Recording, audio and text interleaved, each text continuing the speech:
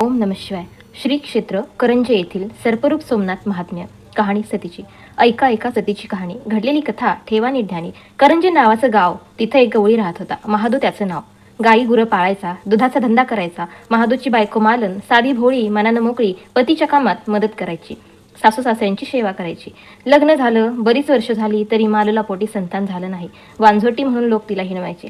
मालूनं खूप नेमधर्म केले. तुळशीला पाणी, पिंपळाला लाख प्रदक्षिणा, उपास तपास, गाईला घास, पण देव तिला पावला नाही. मालू दुःखी कष्टी असायची, लोकांचं बोलणं सोसायची. एकदा काय झालं, महादू रानात गेला होता. सासू सासरे परगावी गेले होते. नणंदा जावा बाहेर गेल्या होत्या. घरात मालू एकटीच होती. तेवढ्यात दाराशी एक साधू आला. जय सोमनाथ भोलेनाथ, ओम नमः शिवाय अशी त्यानं आरोळी दिली. मालूनं त्या साधूला भिक्षा वाढली, दूध प्यायला दिलं. साधू खुश झाला, म्हणाला, माई घरात सामसूम का, मुलाबाळांची गडबड? तेवढीच उणीव आहे महाराज, मला संतती नाही. उपास तपास केले, नवसायास केले, नेमधर्म खूप झाले, पण अजून पदरी फळ नाही. देव देत नाही, दैव उघडत नाही. मालूनं आपलं दुःख सांगितलं. माई, मी सोरटी सोमनाथाची यात्रा करून आलो आहे. तू त्या सोमनाथाला शरण जा, त्याची पूजा कर, व्रत कर, तो तुझे मनोरथ पूर्ण करील. जय सोमनाथ, असं त्या साधूनं सांगितलं. मालू म्हणाली, महाराज मला ते सोमनाथाचं व्रत सांगा. साधूनं मालूला सोमनाथाचं व्रत सांगितलं. तो म्हणाला, एकटीनं एकांतात नदीवर जायचं, महादेवाचं वाळूचं लिंग करायचं, दूध पाणी, पांढरं गंध, बेलाचं पान, साखर, कापूर घ्यायचा, मनोभावे पूजा प्रार्थना करायची आणि ओम नमः शिवाय पंचाक्षरी जप रोज करायचा. असा नियमधर्म तू पाळलास तर तुला सोरटी सोमनाथ कोणत्याही रूपानं दर्शन देईल. तुझे मनोरथ पूर्ण होईल. माई, तुझं कल्याण होईल. असं म्हणून साधू निघून गेला. त्या दिवसापासून मालू ते व्रत करू लागले. नेमानं, निष्ठेनं, मनोभावानं ती रोज मध्यरात्रीच उठायची. अगदी सामसूम झालेली असायची. पूजेचं सामान घ्यायची, नदीवर जायची, वाळूचं महादेवाचं लिंग करायची, त्याची पूजा करायची आणि प्रार्थना करून घरी परत यायची. असा तिचा नेमधर्म खूप दिवस चालला. एके दिवशी अशीच वाळूच्या पिंडीची पूजा करीत होती. तेवढ्यात काही चमत्कार. पिंडीतून आवाज आला, मालू तू थेट सोरटी सोमनाथला ये, तिथे माझी पूजा कर. मालू चकित झाली, पण एवढ्यात हात जोडून ती म्हणाली, देवा, इतक्या लांब मी कशी येणार? सासूरवाशी आहे मी, शिवाय माझे पती मला काय म्हणतील? पुन्हा पिंडीतून आवाज आला, चिंता करू नको. याच ठिकाणी याच वेळी दररोज तुला तिकडे थेट सोरटी सोमनाथला जाण्यासाठी विमान येत जाईल. तिथे पूजा आटोपली की परत तेच विमान तुला येथे आणून सोडेल. कोणालाही ही गोष्ट कळणार नाही. ठीक आहे देवा, जशी आपली आज्ञा, अशी म्हणून मालू घरी गेली. दुसऱ्या दिवशी रात्री ती पूजेचं सामान घेऊन नदीवर गेली. वाळूचं लिंग करायला लागली. तोच एक दिव्य विमान तिथे येऊन उतरलं. मालू त्या विमानात बसली. विमान उंच गेलं. क्षणात थेट सोरटी सोमनाथला ते गेलं. मालू विमानातून उतरली. सोमनाथाच्या त्या भव्य मंदिराचे दरवाजे आपोआप उघडले गेले आणि सोरटी सोमनाथाचं ते अतिशय सुंदर शिवलिंग मालूला पाहायला मिळालं. आनंदाच्या गंगा यमुना तिच्या डोळ्यातून वाहू लागल्या. तिनं हात जोडले, मानसपूजा केली, प्रार्थना केली, ओम नमः शिवाय. पुन्हा ती विमानात बसली, परत गावी आली, घरी जाऊन सुखानं झोपली. असा हा नेम बरेच दिवस चालला. आपली बायको रोज मध्यरात्री उठून कुठेतरी जाते आणि बरेच वेळानं गुपचूप येऊन झोपते. ही गोष्ट महादू गवळ्याच्या लक्षात आली. त्यानं तिच्यावर पाळतच ठेवली. एकदा काय झालं, त्यानं झोपेचं सोंग घेतलं. ठरल्या वेळी मालू हळूच उठली. तिनं पूजेचं सामान घेतलं आणि ती लगबग नदीकडे गेली. महादू मग हळूच उठला आणि मांजराच्या पावलानं तो तिच्या मागोमाग गेला. ठरल्या ठिकाणी देवाचं ते विमान आलं. मालू त्या विमानात बसली. महादूला नवल वाटलं, पण त्यानं पटकन त्या विमानाची खालची बाजू घट्ट धरली. विमान उंच उडालं. क्षणात ते सोरटी सोमनाथाच्या देवळाजवळ उतरलं. मालू विमानातून उतरली. महादू आडबाजूला लपला. पण आज सोमनाथाच्या मंदिराचा दरवाजा उघडेच ना. मालू म्हणाली, देवा, आज दर्शन का बरं नाही? माझं काही चुकलं, क्षमा करा, दार उघडा. तेवढ्यात आतून आवाज आला, मालू, तुझा पती आज तुझ्याबरोबर आला आहे म्हणून. मालूनं सभोवताली पाहिले, पण कुठंच नाही. मग तिने कळवळून प्रार्थना केली, देवा, तुम्ही जर मला दर्शन दिलं नाही तर मी इथंच दारात प्राणार्पण करेन. मग दरवाजा उघडला. मालूनं दर्शन घेतलं, पूजा केली आणि म्हणाली, देवा, हे असं माझं रोज येणं म्हणजे धोका आहे. त्यापेक्षा तुम्हीच करंजे गावी या ना. तसं झालं तर सर्वांना तुमचं दर्शन घडेल, सर्वांचे कल्याणच होईल. पिंडीतून आवाज आला, तथास्तु. सती मालू, तुझ्या इच्छेप्रमाणे होईल. मग मालू तिथून निघाली. ती विमानात बसली. महादूनं ते पाहिलं. तो धावतच आला, पण विमान झरकन उडून गेलं आणि महादू तसाच एकटा तिथं राहिला. विमान करंजे गावी आलं. मालू उतरली, घरी गेली आणि पाहते तर काय, पती नाहीत घरात. तिला चुटपुट लागली. खरंच ते सोरटी सोमनाथला आले होते काय?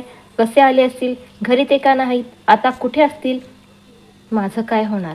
मालूला रात्रभर झोप आली नाही. मध्येच केव्हा तरी डोळा लागला आणि त्यातच तिला दृष्टांत झाला. सोमनाथ महादेव आले.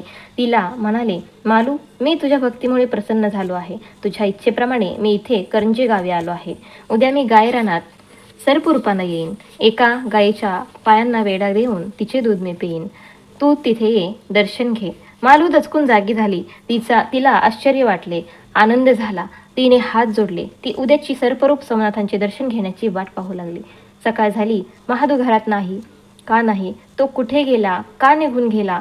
म्हणून मालूची सासू, नंदा सर्वांनी त्याचा शोध घेतला. पण छे, मग सर्वजण मालूला दोष देऊ लागले. ती वांजुटी पुत्रप्राप्तीसाठी काहीचे काही करत असेल. तिच्या वैतागानं महादू निघून गेला असेल. अनेक शंका कुशंका लोक बोलून दाखवू लागले. मालूच्या घरी लोकांची ही गर्दी जमली. महादूचे काय? मालूला सर्वजण टोचू लागले. त्या गोंधळात मालूला घराबाहेर जाणे अशक्य झाले. गायरानात सर्परूप सोमनाथ दर्शन, पण छे, काय करणार? तिकडं गायरानात नित्याप्रमाणे गावच्या गायी चरत होत्या.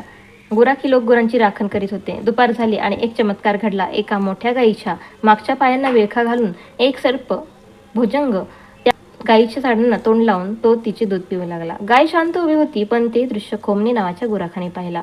खोमण्याला नवल वाटले, पण तो भ्याला. बापरे, मोठा साप! तो ओरडला. त्यानं झटकन आपल्या हातातली कुऱ्हाड नेम धरून त्या सर्पाच्या मस्तकावर मारली. सर्पाच्या डोक्याला मोठी खोच पडली. भळाभळा रक्त वाहू लागलं.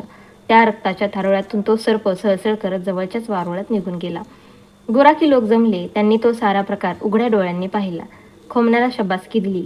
गाईला कुरवाळले आणि मग संध्याकाळी घरी गेल्यावर सर्वांनी ती हकीकत घरोघर सांगितली. मालूला ती वार्ता कळली. तिला दृष्टांताची आठवण झाली. माझ्यासाठी सोमनाथ महादेव सर्परूपानं करंजे गावी आले, पण मला भागिनीला त्यांचं दर्शन घेता आलं नाही. तिनं खोमण्याला बोलवलं. त्याला ती म्हणाली, घात केलास रे. गाईचं दूध पिणारा तो सर्प म्हणजे साक्षात सोरटी सोमनाथ महादेव होते. अरे, ते मला दर्शन देण्यासाठी आले होते. तसा मला दृष्टांत पण दिला होता, पण घरच्या गोंधळामुळे मला ते दर्शन घेता आलं नाही. तू मात्र त्या थोर सर्परूपी सोमनाथाला कुऱ्हाड मारून घायाळच केलंस. मग खोमणे म्हणाला, चूक झाली माझी. सर्परूपानं सोमनाथ देव आले आणि मी क्षमा करावी. दुसऱ्या दिवशी खोमणे रानात गेला. ज्या ठिकाणी सर्परूप सोमनाथ गायीचे दूध प्याले आणि त्यांना खोमण्यानं कुऱ्हाड मारली, त्या ठिकाणी रक्त सांडलं होतं. खोमण्यानं तिथली माती घेतली, कपाळाला लावली, तिथं लोळण घेतली आणि तो मोठमोठ्यानं शोक करू लागला. देवा, मी चुकलो. मी तुम्हाला कुऱ्हाड मारली. तुम्हाला मी दुखवले. तुमच्या तोंडचे अमृत काढले. पण देवा, मी भ्यालो होतो. मला काय माहिती की? त्याचा तो शोक ऐकून प्रत्यक्ष सोमनाथ शंभू महादेव प्रकट झाले. खोमण्याला ते म्हणाले, वत्सा, तू धन्य आहेस. पूर्व पुण्य फळाला आले व माझे सर्परूपातले हे दर्शन प्रथम तुला घडले. मालू माझी भक्त आहे. तिच्यासाठी मी इथं या रूपात आलो होतो, पण तिच्या अगोदर तुलाच माझं दर्शन घडलं. मी तुझा उद्धार करीन, तुझा मान करीन. या करंजे क्षेत्रात तुला मोठा सन्मान होईल. वंश परंपरा तुला हा मान मिळेल. नंतर सोमनाथ शंभू महादेव गुप्त झाले. खोमण्याने नमस्कार केला. आश्चर्य, आनंद, अभिमान. खोमणे मालूकडे गेला. तिला त्यानं ही हकीकत सांगितली. तेव्हा मालूलाही खूप आनंद झाला. मालू खूप अस्वस्थ झाली. तिला सोमनाथ देवाचं दर्शन घडलं नाही. घरच्या मंडळीने तिला बाहेर जायला मज्जाव केला होता. तिची कोंडी झाली. काय करणार? पतीही अजून आलेच नाहीत. पतिदेव नाहीत, महादेव नाही. त्या रात्री श्री सोमनाथांनी सती मालूला प्रत्यक्ष दर्शन दिलं. सांगितलं, ज्या ठिकाणी ते रक्त सांडलं तिथंच खाली जमिनीत मी आहे. तेथे खणून पहा. पिंडीला खोच पडलेले शिवलिंग तेथे सापडेल. तोच मी सोमनाथ. तू रोज दर्शन घे. मालूच्या भक्तीमुळे सोरटी सोमनाथ इथे करंजे गावाला आले आहेत. खोमणे भक्त बनला आहे. मालूचा नवरा महादू परागंदा आहे. घरच्या मंडळींनी मालूचा छळ चालविला आहे. का? हे कसं? पुढं काय? अशा प्रकारची चर्चाची किस्सा गावकरी करू लागले. महिना झाला, 2 महिने झाले. नंतर एके दिवशी महादू गवळी अचानक करंजे गावी आला. काय त्याची दशा झाली होती. रानावनातून काट्याकुट्यातून ठेचा खात तहान भुकेनं व्याकुळ होत तो सोरटी सोमनाथहून गुजरात काठेवाडातून थेट करंजे गावी आला होता. लोकांना त्याची कीव आली. त्याने मग सर्वांना आपली कहाणी सांगितली. माझी मालू पवित्र आहे. तिची भक्ती थोर आहे. मी तिच्याबद्दल संशय घेतला होता, पण आता मला पश्चाताप होत आहे. मी अंध झालो होतो, पण आता माझे डोळे उघडले आहेत. ते दिव्य विमान, तो सोरटी सोमनाथ. आहा, जय सोमय्या, जय सोमनाथ. महादू आणि मालू यांची भेट झाली. मग दोघांनाही आनंद झाला. मालूचं महत्त्व महादूनं घरच्या लोकांना सांगितलं. तिचा छळ संपला, संशय फिटलं, प्रेम वाढलं. मालूनं महादूला सर्परूप सोमनाथाची कथा सांगितली. ज्या ठिकाणी खोमण्यानं कुऱ्हाड मारली तिथं रक्त सांडलेल्या ठिकाणी खोदलं तर जमिनीखाली पिंडीला खोच पडलेली सोमनाथाची महादेवाची साळुंका सापडेल, त्याची आपण प्रतिष्ठापना करू. मालूचा विचार महादूला पटला आणि त्यानं तो गावकऱ्यांना सांगितला. आणि मग एके दिवशी गावकरी कामाला लागले. ज्या ठिकाणी सर्परूपाने देवगाईचे दूध प्याले होते तिथं खणलं असता खरोखरच पिंडीला खोच पडलेली शंकराची साळुंका सापडली. मग गावकऱ्यांनी वर्गणी गोळा केली. सोमनाथ महादेवाचं भव्य आणि सुंदर मंदिर बांधलं. त्या मंदिरात सोमनाथाची प्राणप्रतिष्ठा करण्याचा मोठा समारंभ झाला. महादेव आणि मालू जोडीनं त्या पूजेला बसले. मालूनं प्रार्थना केली, देवा, माझ्यासाठी तुम्ही थेट गुजरात काठेवाड्यातून इथे करंज्याला आलात. खोमण्याला तुमचं सर्परूप दर्शन झालं, पण त्यानंतर तुमचं ते रूप दर्शन मला का नाही बरं? देवा, माझी विनवणी ऐका. तुम्ही सर्व लोकांना ते सर्परूप दर्शन द्या. सर्वांचं कल्याण करा. मालूची प्रार्थना ऐकताच गाभाऱ्यातून गंभीर आवाज झाला. प्रत्यक्ष सोमनाथ म्हणाले, दरवर्षी श्रावण महिन्याच्या शेवटच्या सोमवारी मी या करंजे गावात सर्परूपाने प्रकट होत जाईन. खोमणे माझा भक्त, त्याला प्रथम दर्शन देईन. त्याचा जो वंशज असेल त्यालाही हा मान मिळेल. मी त्याला आडवा जाईन. माझ्या डोक्यावर असलेली खोच पडलेली पाहून भक्त मला ओळखील. इतर सर्पात आणि माझ्या सर्परूपात तो फरक असेल. मग भक्त मला अंगाखांद्यावर खेळवतील. मी कोणालाही इजा करणार नाही.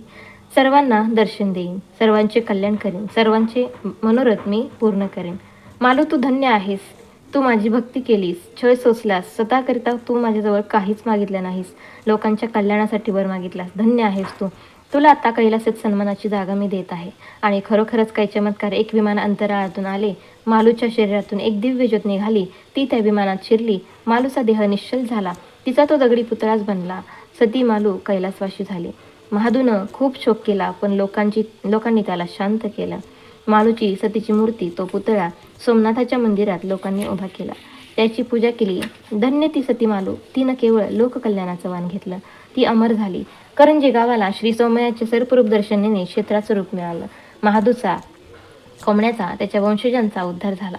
ते सोरटी सोमनाथ महादेव चे शिवलिंग, ते मंदिर आणि ते दरवर्षी सरत्या सोमवारी सोमयाचे सर्परूप दर्शन हा जगात एक आश्चर्याचा, आगळा वेगळा दर्शनाचा चमत्काराचा सोहळा आहे. राजापूरची गंगा, पैठणचा नाथांचा रांजण, शिंगणापूरचा शनी व तेथील उघडी घरे वगैरे अनेक चमत्कार आहेत. तसाच हा करंजे क्षेत्राचा वेगळा दरवर्षी श्रावण सरत्या सोमवारी सर्परूप सोमयाचा चमत्कार आहे. लाखो लोक यावेळी करंजे क्षेत्रात जातात. कधी वृक्षातळी तर कधी कोटेही, कधी एक जिभेचा तर कधी दोन जिभेचा, असे अनेक सर्प.